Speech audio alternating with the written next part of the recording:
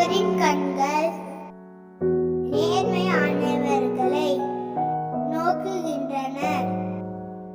அவர் செவிகள் அவர்களது மன்றாட்டை கேட்கின்றன.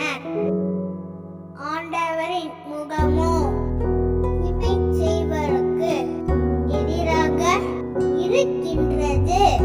தூய பேதுரு எழுதிய முதல் திருமுகம் 3வது அதிகாரம் 12வது இறைத்திருவசனம்.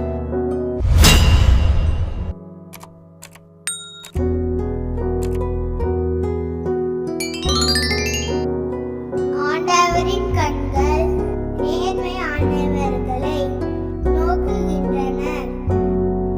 அவர் செவிகள் அவர்களது மன்றாட்டை கேட்கின்றன. ஆண்டவரின் முகமோ தீமை செய்வருக்கு எதிராக இருக்கின்றது.